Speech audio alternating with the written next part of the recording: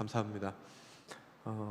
오늘은 사도신경 9번째 십자가에 못 박혀 죽으시고라는 그 문장에 대해서 같이 묵상해보고 우리 같이 말씀을 나누려고 합니다. 예수님의 생애라고 하면 탄생, 고난, 죽음, 부활, 승천, 심판, 재림 이렇게 한다면 오늘이 사실 이 클라이막스로 가는 곳에 있습니다. 예수님의 이 순환, 죽음, 이 부활, 이 세 가지는 사실은 다른 것도 다 놔둘 때 이게 산이에요. 그 정점에는 사실 부활이 있습니다. 부활이 있으려면 뭐가 있어야 되냐? 죽지 않고서는 부활이 안 되는 거예요. 우리가 이 부활 때문에 가는데 부활을 하려면 죽어야 되는 거예요. 그래서 오늘 이 순환, 죽음, 부활, 그리고 승천, 재림, 이 꼭지점에 부활이 있는데 그 오르막에 산에 오르는 그 직전 죽음에 관해서 이야기를 나누려고 합니다. 예수님이 죽으신 거는 다 믿지요? 여러분들이 예수님이 죽으신 걸 믿습니다. 예수님이 돌아가셨는데 초기 이단들, 영지주의자들에게서는 예수님이 죽지 않았다고 생각을 했어요.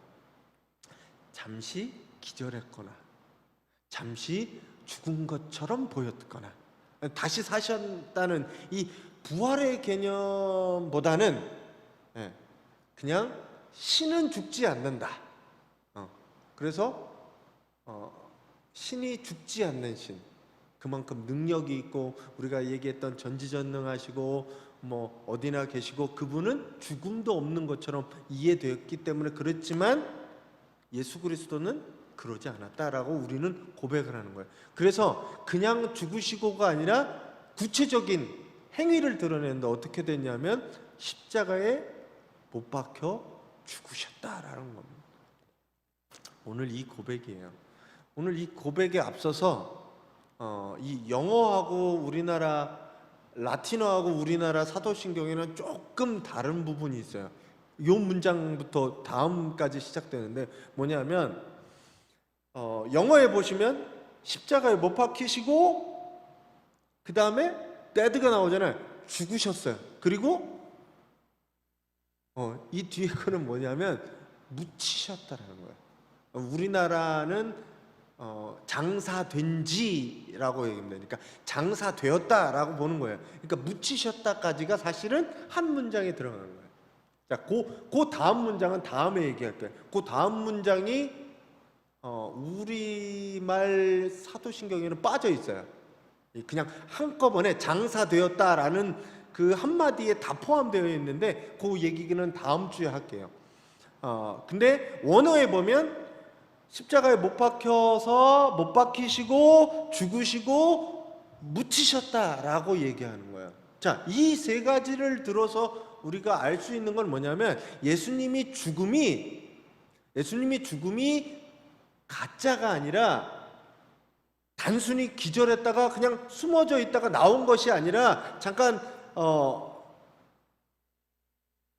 기절해서 제자들이 무덤에 옮겨서 그리고 이렇게 다시 깨어나신 게 아니라 완전히 죽음에 이르렀다는 것을 십자가에 못 박혔다, 죽었다, 그리고 묻혔다까지라고 해요. 확실하게 죽었다라는 표현입니다. 예수님이 죽은 것처럼 보인 게 아니에요. 확실하게 죽으셨다라는 거예요. 자, 오늘 이 문장에 있어서 왜 예수님은 그러면 어디에 달리셨냐 하면 십자가에 달리셨다라는 오늘 십자가 얘기를 먼저 하려고 합니다. 고대 사회에서 이 십자가 형틀은 많이 들으셨지만 수치스러운 형틀이었어요. 그리고 사람의 고통을 가장 많이 줄 수 있는 그 형틀이 이 십자가 형벌이었습니다. 주로 정치범 그리고 반사회적인 범죄자에게 본보기로 보여주는 거예요. 사람이 죽어가는 모습을 나무 꼭대기에 매달고 보여주는 거예요. 그거 과시용이었거든요. 보여주기용. 이런 걸 왜 보여주냐면 너네들도 이렇게 하면 죽임을 당한다. 그것도 굉장한 고통 안에 죽임을 당한다는 그런 거였습니다. 지금의 형벌은 사실 이 사람의 고통을 주는 형벌이 아니잖아요. 우리나라는 지금 사형제도도 없어지니까요.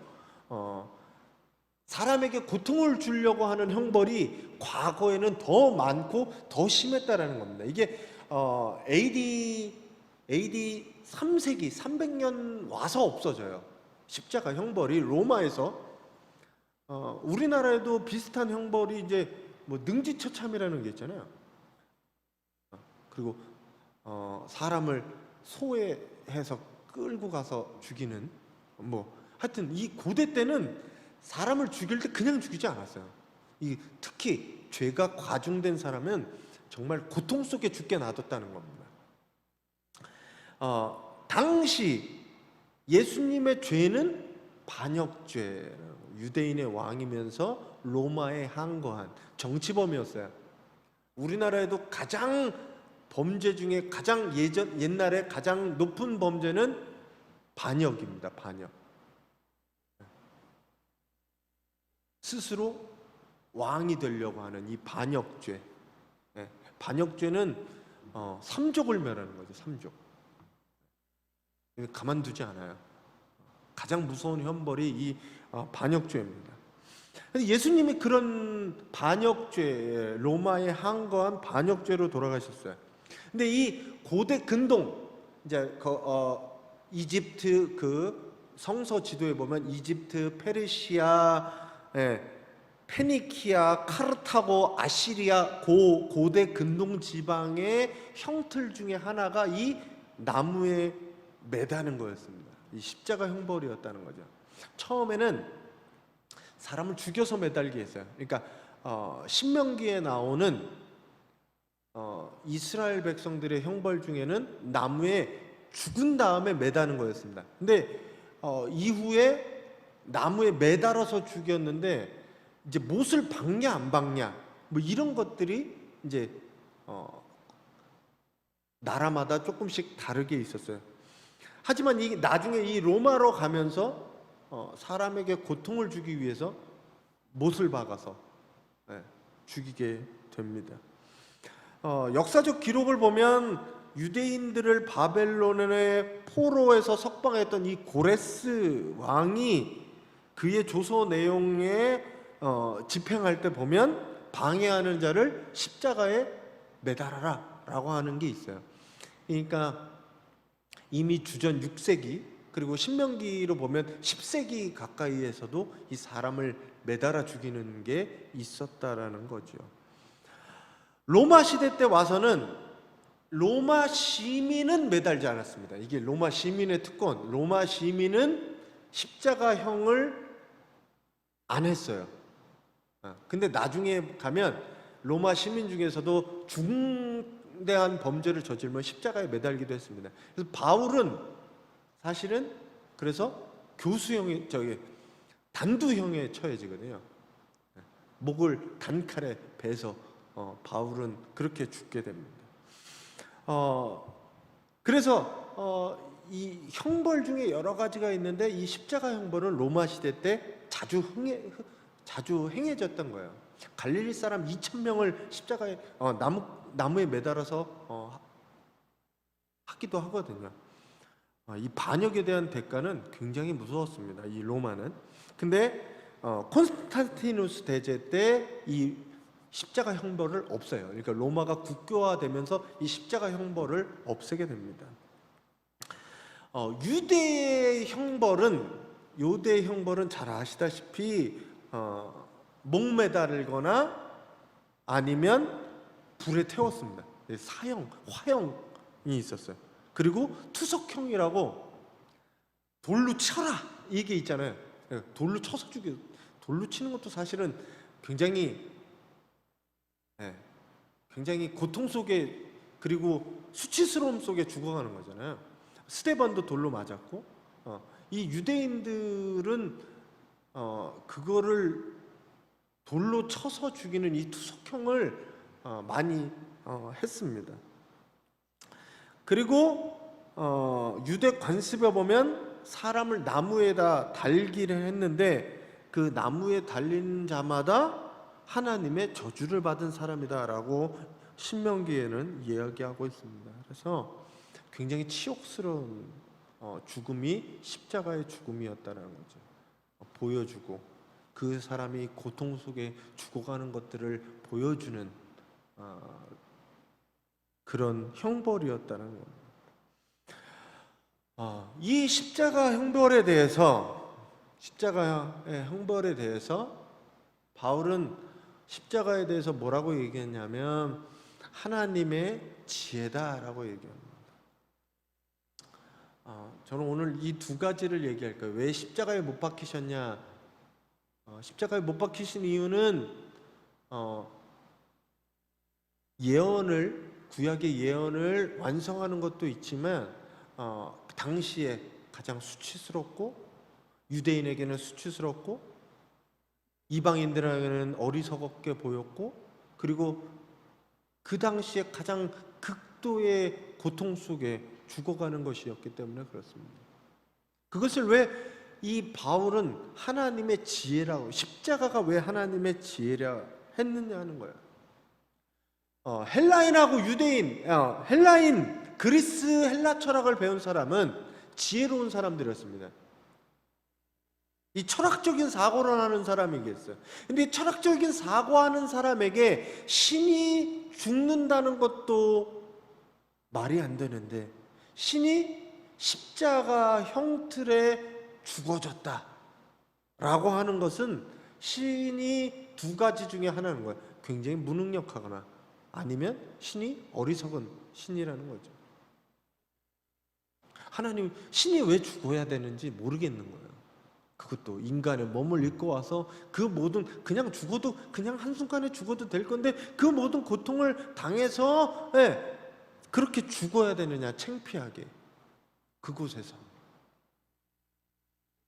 당시에 영지주의자들이 있었습니다. 영지주의자는 영지를 선한 것으로 영적 지식을 선한 것이라고 생각하는 것이에요. 그리고 육체는 악한 것이라고 생각했어요. 그래서 선하신 신이 하나님이 육체를 입고 인간의 몸을 입고 온 것 자체가 말이 안 되는 거예요. 왜? 이거는 선한 것이고 영적인 것이고 육체는 악한 것이기 때문에 이 영지주의자들이 볼 때 인간이 몸을 입고 온 것 자체가 말이 안 되는데 거기서 그래서 무슨 가연설도 나오고 나와요. 그런데 이 육체를 입고 온 신이 육체의 가장 큰 형벌인 십자가로 처벌받아서 죽는다, 그 고통을 다 받아야 된다, 그게 말이 되지 않았어요. 그래서 무슨 가설을 내세우냐면 예수님이 십자가에 못 박혔으나 사실은 하나도 안 아팠다. 왜? 신이니까. 이렇게 얘기해요. 이 영지주의자들에게. 그래서 하나님의 이 예수님 그리스도의 몸은 사실 그냥 보여주는 몸이지 아프거나 죽지 않았다라고 하는 것들이 영지주의를 닮은 이단들이 교회에서 내세운 겁니다.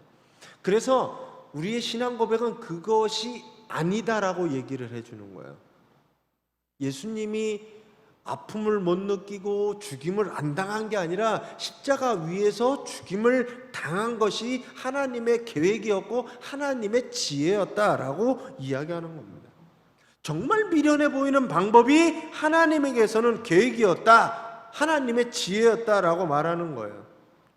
왜냐하면 이 십자가의 죽음은 우리가 생각할 때는 효율적이지 않은 거예요. 왜 어리석다라고 생각하냐면 하나님의 방법이 구원할 수 있는 여러 가지 방법들이 있었을 거 아니냐. 그 중에 이 십자가의 방법은, 스스로 죽임을 당하는 방법은 가성비가 안 나오는 거예요. 그냥 낭비하는 것 같은 거예요. 신의 능력을 낭비하는 것 같은 거죠. 사람은 뭘 계산하냐면 효율성을 계산합니다. 투자 대비 벌어들이는 거, 100원을 투자했으면 1,000원, 10,000원을 남겨야 이익이 되는 거예요. 사람은 이 효율성에, 그래서 우리가 요즘에 가성비 얘기해요. 가성비. 싼데 좋은 거. 사람은 효율성을 따져요. 단기간에 큰 성과. 근데 사랑은 효율적이지 않습니다. 좋아하는 사람이 생기면 그 사람이 멀리 있어도 차 타고 보러 가는 거예요. 이게 효율적이에요? 사랑은 효율적이지 않아요. 자식을 키울 때 효율적으로 키우는 사람이 어디 있어요? 내 마음대로 돼요? 네? 옆집 자식이 더 좋은 것 같으면 바꿀 수 있는 그런 게 아니에요. 이 사랑은 효율적이지 않아요. 하나님이 사랑을 보여주는데 이 십자가 사랑은 정말 비효율적인 거예요. 사람이 볼 때는 정말 바보 같은 일이죠. 이 바보 같은 일을 하나님께서 하신다는 거예요. 십자가로. 왜냐하면 누구도 그 앞에서 효율을 얘기하거나 내가 뭘 했다고 얘기하거나 아무도 자랑하지 못하게 하기 위해서 십자가에 죽으셨다는 거예요. 그래서 십자가 앞에 자랑할 만한 인간도, 자기 것을 드러낼 수 있는 인간이 아무도 없다는 거예요. 내가 죽이지 않았는데요 라고 말할 수 있지 않다는 거예요. 십자가 앞에서, 하나님의 그 방법 앞에서 모든 인간의 지혜는 침묵할 수밖에 없다는 거예요. 네가 어떻게 구원할 건데? 사람의 방법으로는 이해되지 않지만 그게 하나님의 지혜의 방법이었다. 그거 말고는 더 이상 어떻게 할 수 있는 방법이 없다는 거예요. 그래서 하나님께서는 십자가의 방법을 통해서 인간의 죄도 용서하고 인간도 구원하실 수 있다는 거예요. 자기의 사랑과 정의를 드러낼 수 있는 한 가지 방법이 죽음이었다는 거예요. 그래서 십자가는 하나님의 지혜라는 겁니다. 또 하나는 하나님의 능력이라고 얘기하는 거예요. 십자가는 하나님의 능력이다. 유대인들에게 이 십자가는 부끄러운 거였습니다. 저주였습니다. 십자가는 능력이 없는 하나님, 무능한 하나님을 보여주는 것이었어요. 구약의 메시아 사상을 갖고 있던 이 이스라엘 백성에게 메시아는 능력이 뛰어난 다윗보다 더 큰 능력을 가진 메시아였습니다. 이 로마의 압제로부터 우리를 구원하고 회복시켜줄 그런 인물이었어요. 다윗 왕 때보다 더 큰 영토, 더 큰 평안을 가져오는 게 그들이 생각한 이 메시아 그리스도였다라는 겁니다. 근데 그분이 오셔서 십자가에 죽은 게 하나님의 능력이다? 그게 무슨 능력이에요? 아무 능력도 없는 거죠. 무엇을 보여주셨어요? 아무것도 보여주신 게 없는 거예요. 그냥 죽음의 길로 간 거예요. 스스로 하나님이 저주한 나무에 달린 그 예수가 어떻게 그리스도가 되냐는 거예요. 어떻게 능력이 있는 거예요. 유대인들에게는 걸림돌밖에 되지 않았다는 거예요. 이 십자가의 사건은 하나님의 약하심을 보여주는 겁니다. 그런데 이 하나님의 약하심이 어디서 출발했느냐? 사람을 향한 하나님의 사랑으로 출발한다는 거예요. 하나님의 약하심을 드러낸 게 사람을 사랑하는 마음 때문에 약하심을 드러냈다라는 거예요. 누구보다도 강하고 누구보다도 능력이 많으신 그분이 인간 때문에 스스로 아무것도 할 수 없는 십자가를 질 수밖에 없는 그 모습으로 보여주셨다는 거예요. 그래서 그 십자가를 통해서 우리에게 능력으로 나타낸 게 무엇이냐? 우리를 구원하는 능력이었다는 겁니다. 우리를 살리는 능력이었다는 겁니다. 십자가의 그 사랑 때문에 하나님이 우리를 살리시고 구원하시는 능력이 그 십자가 안에 들어가 있었다는 거예요. 단순히 그것을 믿고 따르기만 하면 구원받는다는 그 진리의 능력을 거기에 담았다는 거예요. 십자가가 아무 능력이 없는 것 같으세요? 예수님이 나를 위해 십자가를 지시고 죽었다는 게 아무 능력이 없는 것 같으세요? 믿지 않는 사람에게는 이건 아무 능력이 없어요. 하지만 믿는 사람에게는 사람의 일생을 송두리째 바꿔놓는 역사가 그 안에 있습니다. 어떤 사람은 그래서 톱을 켜는 것과 목이 잘리면서 그 십자가를 붙듭니다. 풍토병에 죽어가며 그 십자가를 붙들립니다. 말도 안 되는 이 나라의 선교사들이 그 십자가 때문에 와서 죽임을 당하고 고난을 당하고 이 나라가 지금 이렇게 믿게 되었다는 겁니다. 그게 무엇이냐? 십자가의 능력이에요. 사람을 바꾸는 능력, 그거보다 더 큰 능력이었어요. 전지전능하신 하나님이 사람을 일부러 바꾸시진 않는데 그 사람을 바꾸는 능력이 어딨냐? 십자가에 있다는 겁니다. 십자가의 능력이 무슨 내가 슈퍼파워가 생겨서 아니면 죽지 않는 능력이 생겨서 그렇게 하는 게 하나님의 능력이 아니에요. 십자가의 능력은 나를, 죄된 나를 새로운 삶으로 바꿀 수 있는 능력, 그런 능력이 세상에 어디 있습니까? 그 능력이 십자가의 능력인 거예요. 하나님의 능력인 거예요. 저는 이것을 믿으셨으면 좋겠어요. 사람이 바뀌면 재물도 따라올 수 있어요. 산을 바꿀 수도 있어요. 무엇이든지 할 수 있어요. 전 세계를 예수 그리스도 한 명 때문에 이만큼 바꿔놓을 수 있었다는 거죠. 그 능력을 믿으시길 바랍니다. 고대 때 시민은 로마 시민들, 그리고 투표권을 가진 사람은 그런 사람들밖에 없었어요. 종은 종이었고 여자는 여자였고 아이는 아이였고. 지금 우리가 이만큼 살게 된 것들이 어떻게 된 겁니까? 사실 그리스도의 이 사랑 때문에. 서구의 모든 법들이 이 십자가의 사랑 때문에 이루어진 거예요. 노예 해방이 이루어진 거예요. 모든 사람이 평등하게 되는데 예수 그리스도의 십자가의 능력이 거기 있었습니다. 전 여러분들이 이 능력을 깨닫고 아시기를 간절히 바랍니다. 아무것도 아닌 게 아니에요. 십자가에 돌아가신 게 예수님이 십자가에 아무 능력도 없이 그것들을 물리치시고 이기고 그것만이 능력이 아니라 요즘 나오는 슈퍼히어로처럼 아이언맨처럼 죽다가도 갑자기 힘이 생겨서 모든 것들을 물리치고 악당들을 물리치고 그런 것만이 능력이 아니라 그로 인해서 사람을 변화시키는 능력, 그게 하나님의 능력이었다는 겁니다. 삶에 아무런 희망이 없던 사람이 십자가를 붙잡자 희망이 생기는 겁니다. 죄책감과 괴로움에 있던 사람이 하나님을 만나고 그 십자가를 붙들고 모든 죄가 사해서 새로운 삶으로 변화될 가능성을 얻고 새롭게 살아가는 거예요. 그런 사람을 우리는 많이 봅니다.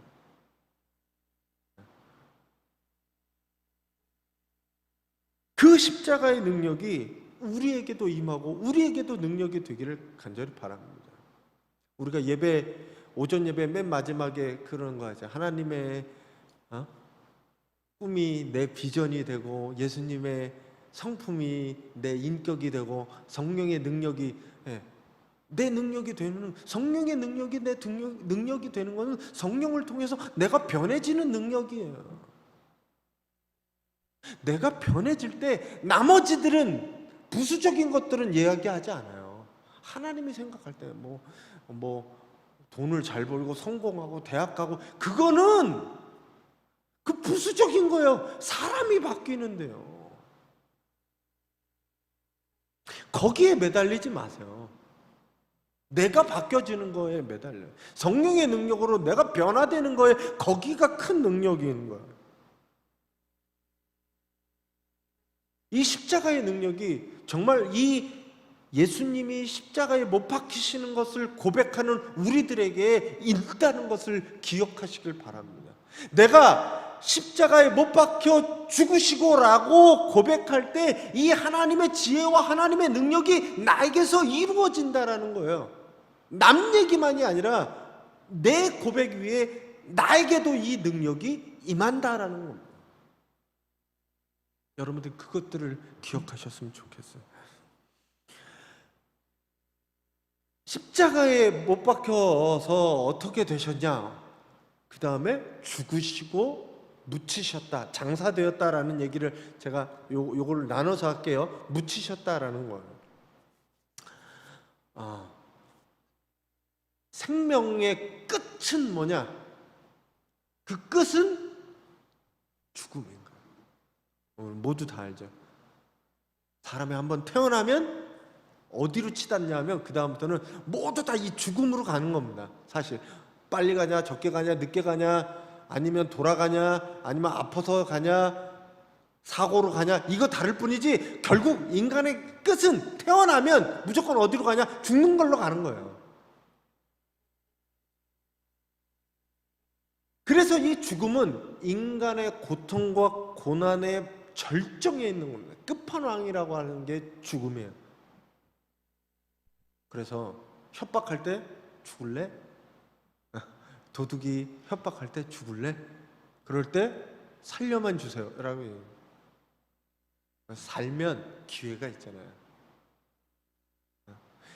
사람이 제일 마지막까지 남기는 게 뭐냐? 재산 남기실 거예요? 죽음이라는 게 죽음. 살라만 있으면 이 죽음이 최후의 수단이라는 거죠. 그래서 모든 사람에게 이 죽음은 슬프고 무섭고 피하고 싶고 할 수만 있으면 저 나중에 하루 이틀 만에 딱 할 수 있는 그걸 원하는 거예요. 어떤 사람은 그래서 뭘 찾아야 하냐면 늙지 않는 불로초를 진시황 불로초를 찾아가잖아요.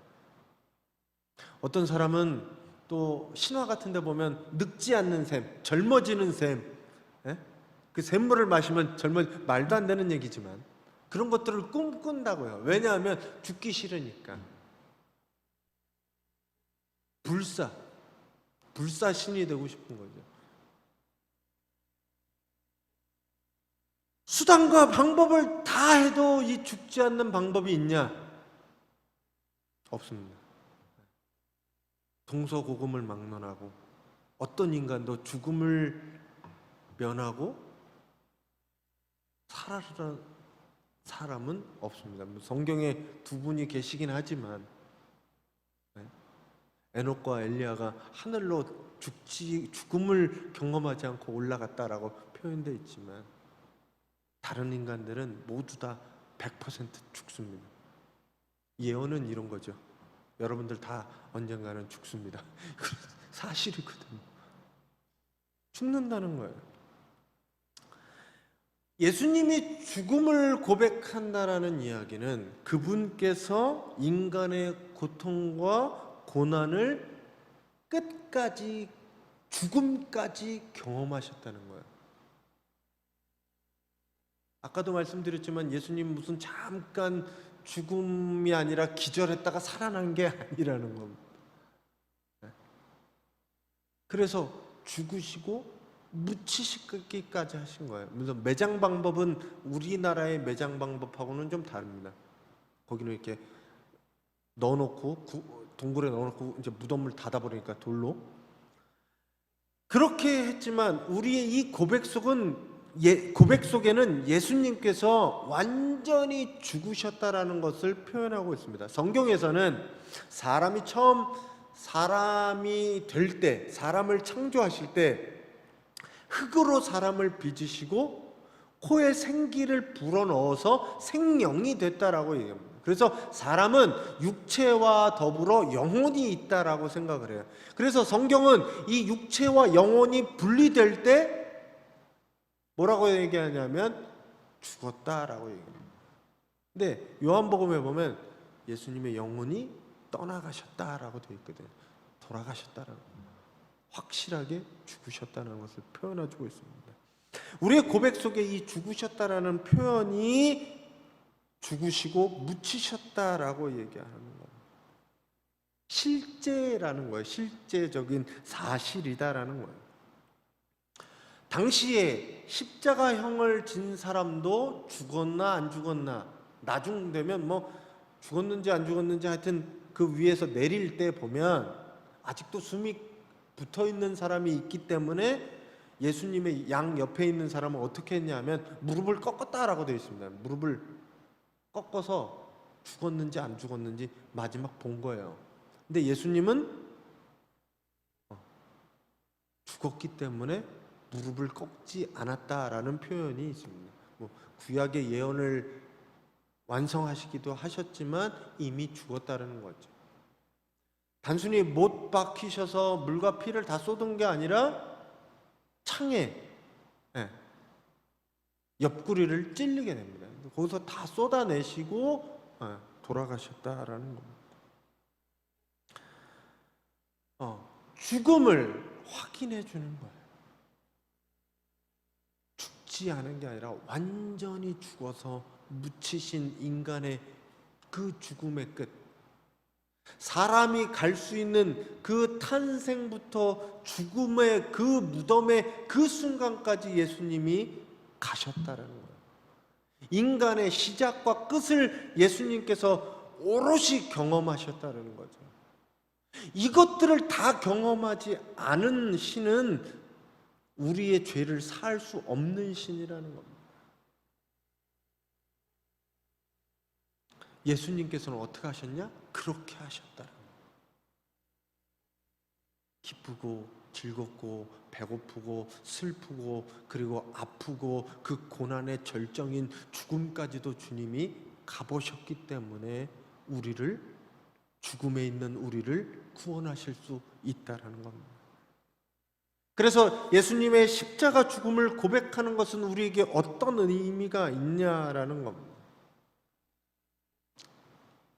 주님이 십자가에 죽고 돌아가시지 않거나 안 돌아가시고 우리를 구원하실 수 없냐라고 이야기하는데, 십자가에 돌아가신 것은 예수님의 이 십자가를 볼 때 그 뒤에 너머에 있는 우리를 봐야 되는 거예요. 주님의 십자가 죽음을 고백할 때 그 십자가 죽음을 당할 수밖에 없었던 그 이면에 있는 내 죄들을 발견해야 되는 거라는 거죠. 왜 저분이, 죄 없는 저분이 십자가에 죽으셔야 될까? 왜 고난을 당하시고 죽으셔서 묻히셔야 됐을까? 라는 것은 우리가 그 자리에 있어야 했기 때문입니다. 하나님은 죄에 관해서 자기의 정의로움을 드러내기 위해 철저하신 분이에요. 그래서 하나님을 보는 사람은 예전에는 죽었습니다. 죽어야 됐습니다. 근데 하나님께서 죄된 인간들을 죽이실 수밖에 없었는데 그것을 사랑으로 드러내신 방법이 예수님의 죽음이었다. 내 죄가 때문에 죽으셨다는 것이죠. 그래서 예수 그리스도를 말미암아 우리는 죽을 수밖에 없었지만 하나님을 만날 수도, 하나님을 아버지라 부를 수도, 하나님께 구원을 받을 수도 있는 존재가 되었다는 겁니다. 사실 저기에 십자가에 못 박혀 죽어야 되는 사람은 저분이 아니라 나라는 거죠. 그래서 예수님의 십자가 죽음을 고백하는 것은 나의 죄를 고백하는 동시에 또 하나는 주님께서 이렇게 얘기합니다. 또 무리에게 이르시되 아무든지 나를 따라오려거든 자기를 부인하고 날마다 제 십자가를 지고 나를 쫓을 것이다 라고 얘기하는 거예요. 내가 저기에 죽어야 되는데 그분께서 대신 주시고 나는 그분이 그렇게 죽으셨듯이 나는 내 십자가를 지고 주님을 따라가는 것, 그것이 주님이 원하시는 것. 나보고 십자가를 지지 말라는 게 아니라 내 십자가를 지고 따라오라고 하는 거예요. 십자가의 죽음을 고백할 때 나도 십자가에 죽겠습니다라고 고백하는 거라는 거죠.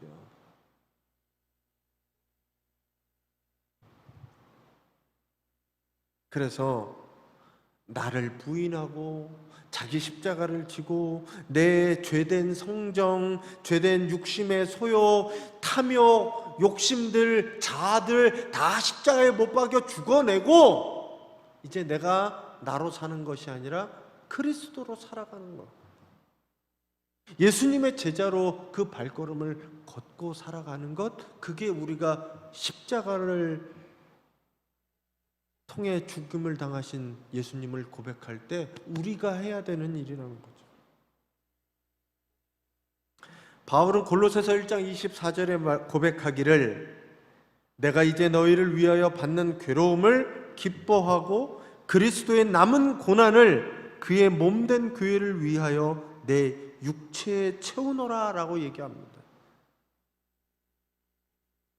그 그리스도의 순환과 죽음을 고백하는 성도들은 그렇게 구원받은 내가 어떻게 살아야 되느냐? 예수 그리스도의 고난에 동참하며 살아야 돼요. 그 고난이 그냥 단순히 아프고 단순히 그런 게 아니라 나는 할 수 없지만 예수님이 나를 용서해 준 걸 가지고 나도 저 사람을 용서해 주는 거예요. 저 인간을 사랑해 주는 거예요. 그게 내가 나를 십자가에 못 박는 거예요. 그리스도인이 오늘 오전에 말씀드린 5가지들을 행하는 것, 그게 내가 십자가를 지고 따르는 길이는 거예요. 왜? 나는 그러고 싶지 않거든. 나는 성격 없는 줄 알아? 이렇게 얘기하고 싶은 거죠. 그런데도 불구하고 그것들을 십자가 앞에 내려놓고 그렇게 살아가는 거예요. 왜 바보처럼 그렇게 살아요? 말할 때 우리는 그리스도인이기 때문에 그렇게 삽니다 라고 얘기할 수 있어야 한다. 그래서 우리는 언제나 무엇을 보아야 되느냐? 십자가를 보셔야 돼요. 그래서 교회마다 꼭대기에 다 뭐가 있냐? 이 십자가를 걸고 있는 거예요. 교회 예배당 앞에 다 십자가를 놓은 이유가 뭐예요? 그게 우리의 상징이라는 거예요. 나도 저기에 죽어야 되는데, 저게 나를 구원했는데, 그러면 나도 저렇게 살아야 되는데 라고 고백하는 것이 이것이라는 거죠. 전 여러분들이 예수님의 이 십자가를 바라보시기 바랍니다. 뭐 목걸이도 걸으시고 뭐 귀걸이도 하시고 다 좋아요. 네, 십자가를 바라볼 때마다 내게 절망이 있을 때, 두려움이 있을 때 십자가에 달리신 그분을 생각하며 저분이 나를 위해 죽으시고 나를 바꿔주신다는 것을 믿고 나도 저분 때문에 그 십자가에 동참하는 것을 믿으시는 우리 성도님들이 되시기 바랍니다. 그리고 그것을 따라가시는 성도님들이 되시기 바랍니다. 가끔 저는 마음 아픈 게 있어요. 가끔 운전하다 가다 보면 차를 이상하게 운전하는데 보면 룸미러에 십자가가 이렇게 달려요.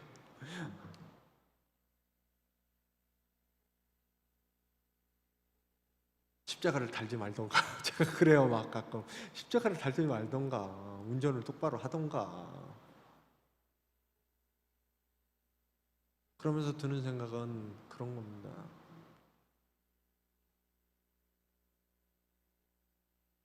예수 믿어서 저만큼이지, 저게 예수님 안 믿었으면 더 개차반일 테 예수 믿어서 저만큼이지 하고 넘어가는 거예요. 그런 생각을 하면서 그러거든요. 저를 생각하는 거예요. 내가 예수 믿어서 내가 이 모양이지, 이 정도지. 내가 예수님 안 믿었으면 정말 내가 목사 안 됐으면 정말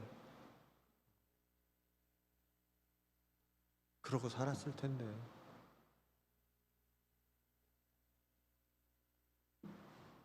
이 고백이 여러분들에게도 있어지시기를 간절히 바랍니다. 그분이 죽어서 십자가에 돌아가셨다는 것은 그분만 돌아가셔야 되는 게 아니라 나도 그 길에 동참한다라는 거예요. 내가 죄인이기 때문에 주님 그렇게 돌아가시고 그래서 나를 살리셨으면 나도 그분의 죽음에 동참하겠다는 거예요. 저는 그 고백이 여러분들에게 있으셔서 여러분들 삶에 하나님의 지혜와 하나님의 능력을 펼치며 살아가시는 우리 성도님들 되시기 바랍니다. 우리 같이 기도하겠습니다. 주님, 저는 죄인입니다. 나 때문에 주님이 돌아가시고 십자가를 지셨습니다. 그래서 우리를 살리셨고 내가 이제부터 주님을 따라서 십자가를 지고 살아가는 제가 되겠습니다. 그 고백을 하시는 우리 성도님들이 되시기 바랍니다.